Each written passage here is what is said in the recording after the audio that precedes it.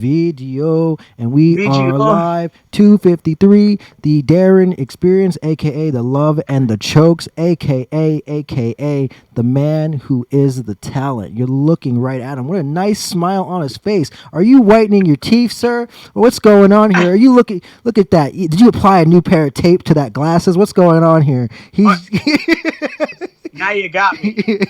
I did apply a new piece of tape to my I knew it. glasses. Correct.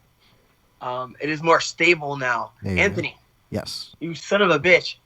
You say too many nice things about your friends, and they stop trusting you. So don't you ever say anything nice about me again. All right. Episode 253, Yes. Love and Chunks podcast. It's your boy. I'm in Vegas. I got the flag behind me though, always representing Cleveland. Anthony is in the CLE. Yeah. The rain. And he's in a land where there's no jiu-jitsu. Nope. I'm in a land where there's limited jiu-jitsu as long as it's happening in our garage. Yep.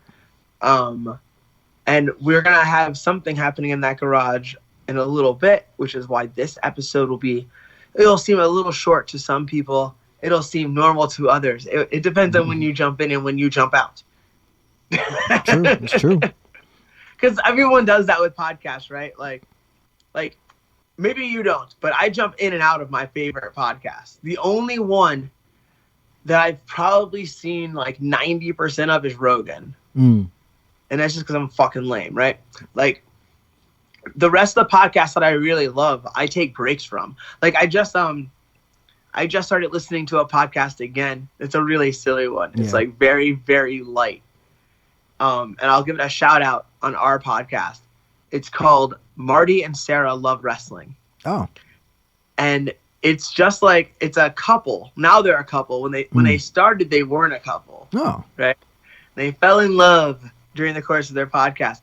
But what they do is they call it like the buddies. Mm-hmm. And the wrestling buddies are like these fake characters that they like bring in, and like they like, but it's just the two of them, and they're like, "What do you think about this?" Like fucking Bart, and Bart will be like, "Well, I think that the internet is like," and they just go into these little dumb characters. Oh, okay, that's pretty funny actually. And they do like imitations of their favorite wrestlers, and like it's a whole little world they've made for themselves, That's and it's super fun. This is pretty good. So I didn't listen to that for like, I don't know, maybe a year. Hmm. And then just the other day I brought it back and I was like, oh, this is so good. Like, this is so fun. So I assume if I pick people up and put them down, that motherfuckers do the same to us. Yeah. Like what makes us more special, right? I know that guy. I know him. That's why. Depending on when you came in and when you came out, this may seem like a short episode. Yes. But I assure you it's long enough. Now, Anthony. Yes. There's been several things happening in the world of grappling, which is strange since everything's on fucking lockdown. But leave it to a fucking right-wing guy to make shit happen when these things occur. Leave it to someone that's like, but I think there's a way. And I'm talking about my Uncle Chael. Uncle Chael's event, Submission Underground, I believe it was their 13th event, ran. And there were some surprises in terms of what the jiu-jitsu community, which is a term that I use with the loosest of grips. And I use it very loosely. That people thought certain outcomes wouldn't happen. There's a school of thought that a purple belt can't beat a black belt, or certainly not like a successful black belt, right? Mm-hmm. That's a perception. There's also the perception that leg locks don't work on certain fighters. Mm. So these two perceptions were tested. The police told us a long time ago, and by the police, I'm talking about fucking Stuart Copeland. I mean, Stuart Copeland. I almost said Adam Copeland, who's Edge. And Sting, like that's that police, not the popo. The police once said, truth hits everybody, right? Truth hits everyone. Well, look, man, everyone's legs just like they function when you're walking. They essentially function the same way. They have different different levels of flexibility, of course. But we were at Abu Dhabi together. Yeah. We saw Meow get his shit twisted. Yeah. And he did walk off the mat, right? But what a limp. That's one way to tell the story, though. You could tell the story. He had his leg twisted around and he walked right off that mat. But a more honest version of that story is he walked off the mat under his own power with a fucking limp. Because leg locks work even when you deny them. You know, even when you decide you're not going to tap, it still tears your shit apart. Yeah. So, unfortunately, Vinny Magalhaes got his leg broken below the knee, like kind of above the ankle, like in the shin area. Yeah. And that's one of the things that happens to people. Like when your knee doesn't go or your ankle doesn't go, your shin fails you. And often it'll rotate. And this seemed to have rotated. So I'm not a doctor, right? But I would guess that's a spiral fucking fracture. I would guess that. Yeah. And that's a little bit more difficult to heal than just like if you had snapped it like a twig. When you twist it, it's harder to put it back together. So what's crazy is that I don't know if he was no-selling it or really has the highest threshold for pain I've ever seen. He didn't really sell it when it happened. The tap was delayed. It was almost like he realized he shouldn't do this anymore. Instead of like, ow, this hurts. Yeah. And then they're sitting on the edge of the cage in a video, and they're just talking about the lock. Craig Jones, who did the locking, and Vinny, who had the lock done upon him, are just talking about the position, talking about what happened. And then they pan down to Vinny's leg, and it's a fucking mess. Yeah. He's the hardest motherfucker who ever lived. Like, I can't believe that shit. He was just sitting there like nothing was even wrong. So, shout out to him. Dude, it was crazy they were talking to each other during the match, like consulting to each other about like what was going on. It's like, you okay? He's like, yeah, I think I'm fine. I mean, we can keep going. And they're just talking to each other about the submission going on. And like, I feel like I ripped your leg off. It's like, well, yeah, I think you did, but I didn't tap. Let's just keep it going. It's like, what if we don't though? Yeah.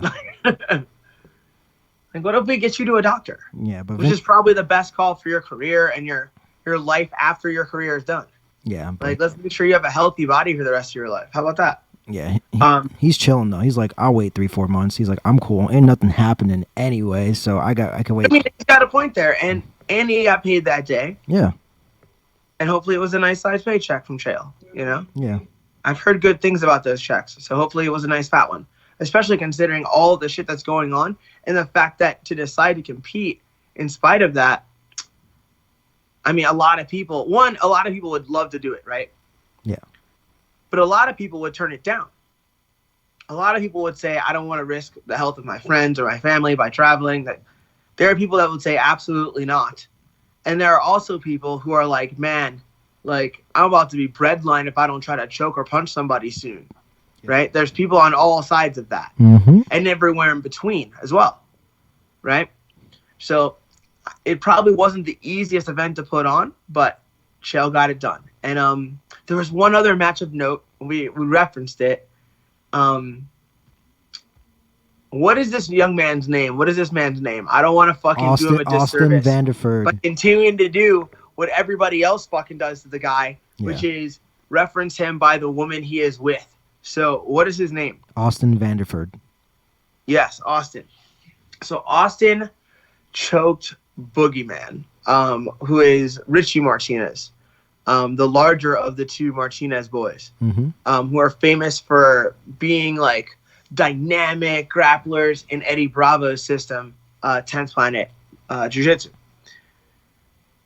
So everyone's acting like, oh, I can't believe Paige Transcend's boyfriend beat up. Blah, blah, blah, blah. All right, this dude can grapple. Let's slow down a little bit. Before we start running the dude down for who he chooses to be with, right? Doesn't he have a resume that includes, like, national championship in wrestling? I believe so. Is he also an undefeated professional MMA fighter? I would believe that, but I'm not sure. Is he a purple belt in Brazilian Jiu-Jitsu? That I heard is true. All right, so you're telling me that a top flight grappler who learns enough jiu-jitsu to be given a purple belt by the culture of jiu-jitsu, which naturally resents people that come into the culture with skills. Yeah. Let's be honest about that too, right? So now you've been in the culture long enough to be given that purple belt inside that culture. You have another skill set and you beat up a black belt. And everyone acts like that's fucking mind-blowing. It's like, walk into any college wrestling room right now and get your fucking mind blown then. yeah. Like, what the fuck? Like, you're the people who are mind blown interact with people who've never competed at the international level. Mhm. And they think about a hobbyist, purple belt, who they can murk. And they're like, oh, like how a purple belt gonna, bitch, the purple belt you're looking at isn't even a purple belt. No, like that dude is a no-gi black belt champion already 2 times over. Like, I don't know what you're talking about. Like, he's like, oh, I know how to hold you down and never Clearly let a you get legit up. guy. Yeah. It's clearly a legit guy. But it's also it's about the perception of Paige Van Zandt as well. Also the So rules. the perception is maybe you're just another fucking pretty face too. Yeah. That's it. Why else the random amount of disrespect if you know the guy's resume, which they are sure to announce throughout the match or before it. Yeah. Because they tell a story so that you give a fuck about these guys. So all the nerds that are sitting there watching it be like, I can't believe it. They probably gave you 10 minutes of fucking evidence why that could have happened. Yeah. And then you're like, I can't believe it. We'll believe it, motherfucker.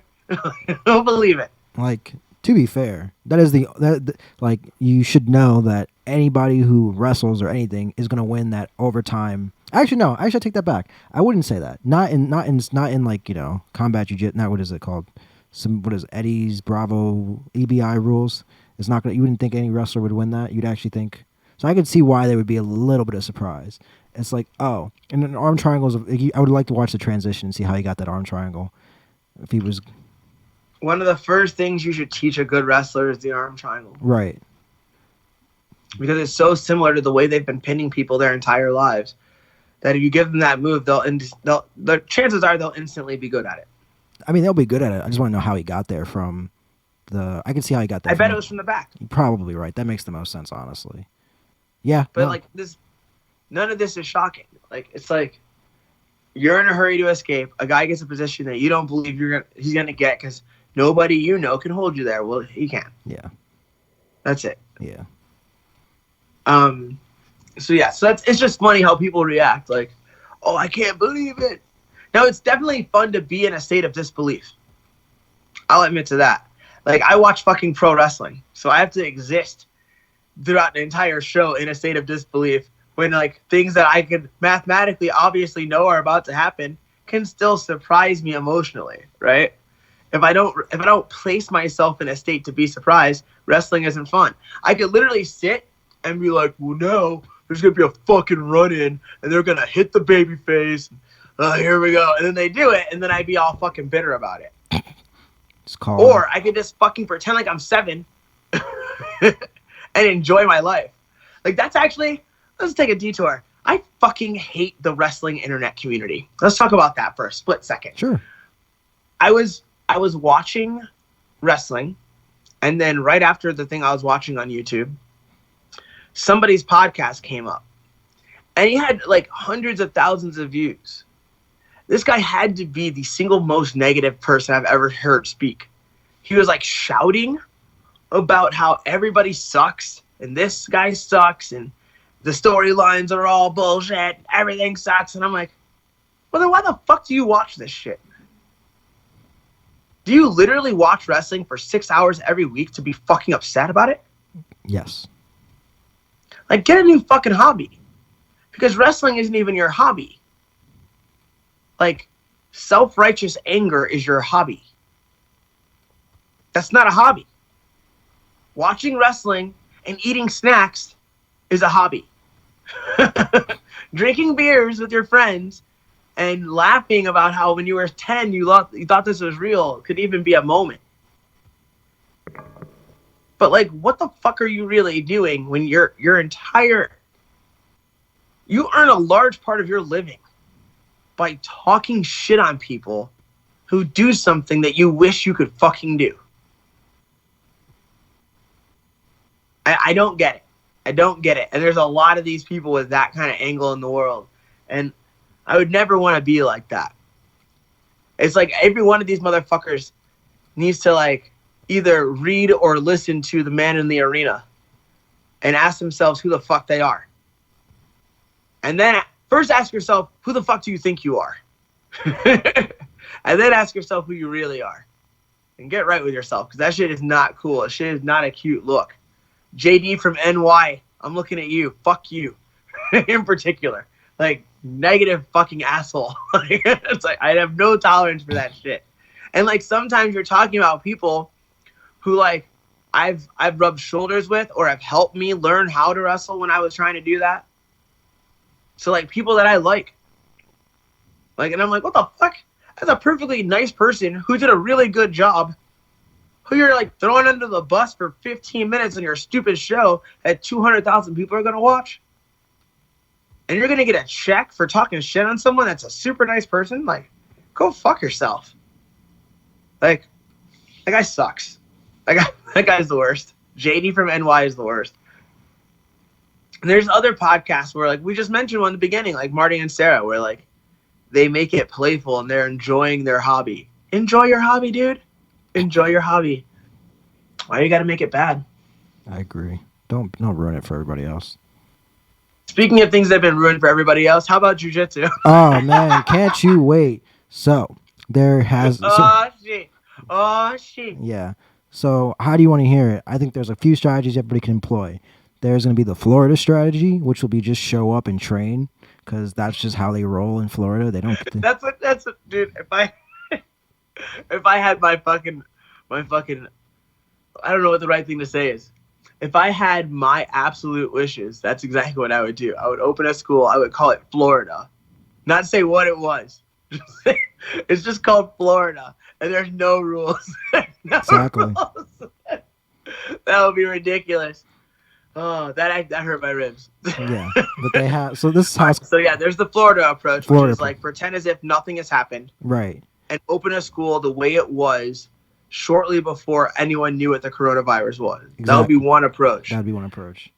Which is not happening anywhere, right? No one's going to be allowed to do that. I think, like I said, I literally think Florida will be able to do that. Like, I don't have any doubt in my mind that they won't. They'll be it'll be one of the few people that will, a few things that will get open super quickly is that recreational sports, like, it's summertime coming up. And guess what they need to do? Oh, they need to get ready for football season. And so I'm gonna say this again to you. Hey, you got all these college players and all these high school players who are going to go to college next year. They're gonna have that football field out there playing football, out there in the weight room lifting weights. They don't care what's going on. Your stupid COVID doesn't mean anything to them.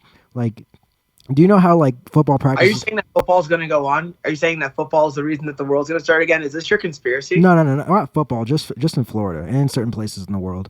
But yeah, the way it works right now is that like coaches aren't allowed to like interact with you for like the first part of like certain seasons of sports. Like they have like before the season starts, and so it's like the captain has to do it for you. So you don't think that they're gonna be like, hey, go out there. Here's the keys. Just happen to fall on the ground. Just go in the weight room. I'll talk to Johnny. Nobody will report you guys. All right, go and do it. It's not a big deal. Cool. And that's what's gonna happen. I don't know. I think that they'll be encouraged to work out on their own. Maybe. I don't think, I mean, of course, somewhere they're going to do that, right? Right, but like... But they're going to get busted. Yeah. There's narcs all over the world, Anthony. That is true. You're not going to be able to get 50 football players in a weight room without somebody ratting on it, like, or just saying, hey, we've been lifting, and then, like, it's a wrap. That's true. Like, there's no way. There's no way. That's true. All that shit's shut down. Shit's over. Fine. Then it's over with. Then maybe we should do the Japanese approach, where... What's the Japanese approach? They still train. But they wear face masks, and they have it's similar to what the Americans want to do, is that they train, but they wear face masks, and everybody comes in, hand sanitizer, everybody leaves with hand sanitizer, everybody is wiping their spot where they sweat. Nobody's not doing anything, and you all just leave. But there's space in between everybody. There's a lot more space than it normally is. Like, you know how judo rooms are packed? But you're still in pairs. You're still in pairs, which is correct. But that is your pair. Judo. That's judo, right? That is judo. have they modified their newaza, which is the groundwork? Have they modified I that? haven't seen any show of it. It seems like they just all they did was showing judo. They're showing the standing. So they're just throwing. Yes. But you could argue that for the most part, when you're playing judo, your faces are a 6 foot difference away from each other. Yeah, because of arms. The length of both players' arms. Yep. Right? I grab you, you grab me. Like, there's a lot of time where we're not that close together. Right. So you could argue that that's a safer grappling art to practice. Right. If they're not doing a lot of groundwork, which they don't do a lot of groundwork. They do, of course, they do some. Yeah. But they don't spend in the sport. Like, I'm not saying like in individual schools, every individual school does what they want and they have different days of training. I'm not naive to that. Yeah. I'm just saying in the sport itself, they only have a few seconds of groundwork to make something happen before they get stood back up. So, like, I could see how they could argue, well, if we follow these protocols, it'll be all right. Yeah. Good luck to jiu-jitsu. I don't know what the fuck jiu-jitsu is going to do. So there was two things that I saw so far. One was something you sent me, which was from Seth Daniels, and one which is from the Gracie Baja, specifically from Flavio Almeida. Okay. So his strategy, and I'll go over the Gracie Baja strategy first, is that there will be there's Gracie Baja will be allowing no contact classes, allowing a max of 8 students per class. 2 instructors will take the class through positional drills and verbal instruction. Students will drill in a 6x6 foot square with 1,000 feet of mat space, allowing for 8 students. So basically, you'll have 8 pairs and then 2 instructors. The instructors will basically, what it sounds like to me is that they will not be allowed to touch you. So they cannot direct you or show you how it feels or engage you in how it feels. Because that's what it sounds like to me. Because that's why you have 2 instructors, not 1 instructor. Because it sounds like that this person, you're using one person to demonstrate the technique onto. Does that make sense? Yes. Yeah. Yes. Yeah. So what? Oh, wait. You can train with your friend. You can train with this person. Yes, and it'll be a lottery system. It'll be a lottery system. What? Yeah, it's a lottery system because you don't know who they're gonna mix it up. You can't call who you want. So it's gonna be a lottery system of who gets to train with who. Oh man. Yeah. And then the other thing is that everybody needs to have a grappling dummy, a homemade grappling dummy to utilize in some shape or form for during the training session. To bring to class? Yes. Terrible. Yes. So that is. Okay. It's over. Yeah, that is one plan. And I believe at the same time they're going to be doing. Let's see if I can find a better article for this. But Corona. I'm kidding, by the way. But also the other thing that's going on is that what you sent me, which was from Seth Daniels' Instagram, is that the way they will be doing it is that they will be taking temperatures when they walk up to the door. No, wait. I don't think this is Seth saying this is what I'm doing. No, a school that he knows in Georgia is doing this. So they're taking temperatures when they walk in the door. They must wait in the vehicle until they're invited in one by one. Shoes on the shoe rack. That seems obvious. Feet dipped in sanitizing solution. Dry towel to wipe. Which I feel like, to me, that's like... Standard. Hey, is that standard? Standard in some places, yeah. Got you. I never did that. I think it's a bit overkill, but it's standard. I feel like that makes you more likely to get staph or something. Because your skin's dry. Because your skin dries out because of that. Oh, does it? Yeah, that's what I'm saying. Like it would crack? Yeah, I'm thinking it would I'm pretty sure because alcohol removes moisture, so I'm it has I don't know. Yeah, it's complicated, but keep going. All right. Hand sanitize, 6 feet circumference of their own on the mat. Must wear rash guards under gi. No sitting in the lounge area. No more than 2 people in the restroom at a time. Shorter classes. 12 people per class. Sanitized session of 15 minutes between each class. Solo drills. Students makes their own dummies or brings in significant other that has also been quarantined. Must leave swiftly after class. That sounds like nobody's ever going to be good at jiu-jitsu ever again. It sounds like no one's ever doing jiu-jitsu ever again. That's what it sounds like to me. Unless your wife does jiu-jitsu, unless your boyfriend does jiu-jitsu, and it's a wrap. No, I'm kidding. No, it's kind of true, honestly. I was thinking the way it was going to work is that you have maybe like 4 or 6 people in a class that you kind of like I that. think it'll definitely be enough to kill it as a trend if it ever was one, right? Like, but the people that really love this shit will find a way to practice it. It's just Right. the way it is. Right. It's like any other cult or religion, right? Like, you drive it underground, it'll still occur. So there'll always be somebody grappling somebody under some rule set that they both decide. So like, it doesn't matter. But it would matter if you had a giant space to fill and you've been feeding your children off of that for years. It would matter to you then. And like, I think about a lot of people in that situation, and I my heart goes to them, especially if they were like doing kind of what I was doing, like living by a thread, you know? And then all of a sudden this occurs. You're not prepared for that. That had to suck. Yeah. Like, it has to suck right now. And I empathize with that. But at the same time, I think the game, which was larger than my business and is also larger than theirs, will continue to thrive on some level. Just maybe not the level that makes it won't feel like thriving to people that earn from it for sure. Yeah. But for people that have been paying to be a jiu-jitsu person, a lot of those people are going to thrive in this moment. Yeah. And that's good. Maybe we're just giving jiu-jitsu back to the fucking people, which sounds crazy and like, and also very fucking convenient. And Yeah. I recognize all these things. But maybe that's all that's happening. You know? Like, Brazilian jiu-jitsu has a huge origin story that has to do with wealth and fucking privilege. Mm-hmm. And it had that story in Brazil and has maintained a great deal of that in America and throughout the rest of the world. And they do that by pricing people out, essentially. That will survive. The really affluent people who have decided that this person in particular is my teacher, that person's probably not going to lose that student, and that student will not lose that teacher as long as they pay them whatever the fuck they agree to. Right. But like, the people that were like, okay, I pay this $200 a month because I get this exact experience. When that experience goes away, of having like 40 of their closest friends in a room, Mm-hmm. and now you got this whole new friend group, and you're sweating and you're losing weight, and like, you're more attractive to your spouse. Yeah. When that culture goes away, a lot of those people are going to go away too. Or some of those people are going to find little tiny tribes to train in their homes. Yeah. And they're going to still find ways to compete. Like, the culture will change. And like, maybe that's what we needed. Maybe we need to get more like a skateboarding culture and less like this bullshit martial art culture. Yeah. I will say this though.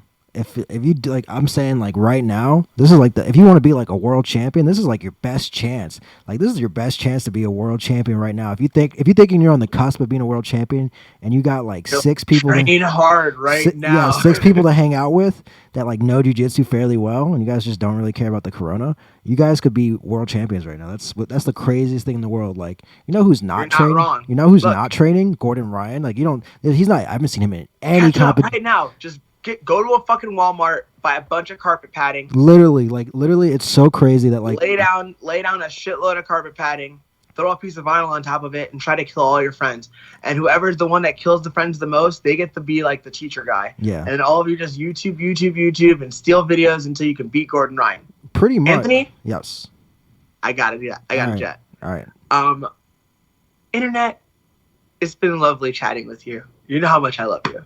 You know how much we both love you. Yes. If we did not love you, there'd be no Love and Chokes podcast. Mm-hmm. And if you didn't listen, well, you just wouldn't know about it because it would still be there. Because that's just the way that I function. That's the way the world functions. For now, I must bid you adieu. Mm-hmm. Goodbye, Internet. Anthony, this is goodbye for real. Peace.